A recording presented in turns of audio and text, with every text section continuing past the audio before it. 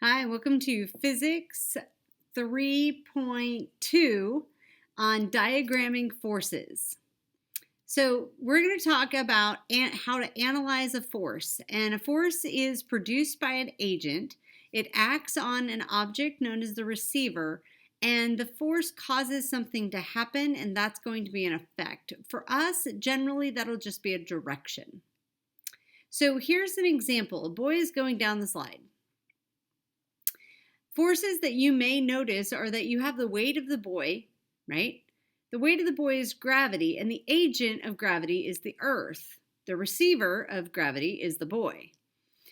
There's also some friction on the slide because even though the boy is going to slide down the slide, he would go slower than if he just fell off the ladder. So the agent is the surface and the boy's skin and clothing. The receiver is the boy. And the effect is he's going to be slowed down just slightly instead of just falling off the ladder. So this has a whole lot of things going on. So if we look at the pulling force, the muscle force, the agent is his arm, the receiver is the bow, and the effect is that the bow will be bent back. The elastic force, right, is the agent, is the elastic material of the bow, the receiver is the bow, and the effect is that the shape of the bow is changed. If we look at the hat as the object, you have the weight force where the agent is the earth, the receiver is the hat, and the effect is the head feels the hat. And then you have the support force of the head going up to the hat. So where did all of those things come from? Well, if we look at drawing force diagrams, we're going to look very quickly at 3 examples, and we're going to do many more complex examples later on. So this is a 7-step process. First, you're given a picture, and then you identify the system. This would be the bird. Some people like to draw a closed curve around their system so that they can see the points of contact.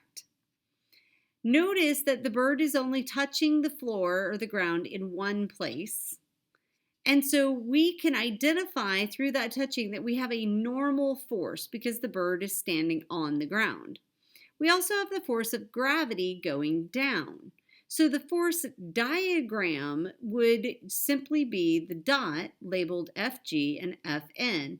Now that's a base force diagram. We will get into more detailed force diagrams in a moment.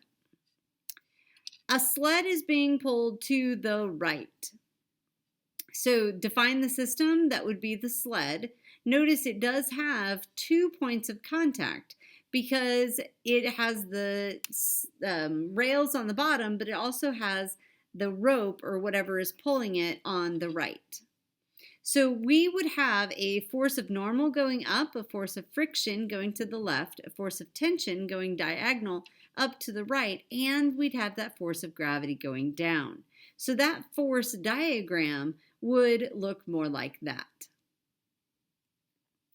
So there's 7-step summary. You draw a picture, you're given one. You identify the system, you draw a circle around the object, you identify and illustrate any of the field forces, any of the contact forces, draw a general force diagram, and then we're going to complete each force notation.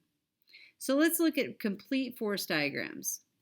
Remember that we have 4 main forces that we study: the force of tension, force of gravity, force of friction, and the force of normal. These should already be in your notes from last class. When we analyze them, we're looking for the agent, the receiver, and what is happening. And when you diagram this, you're going to diagram the head of each arrowhead by the force type and what it is acting on, that is your object, and what it is by, that is your agent. So you reduce the object to a single dot.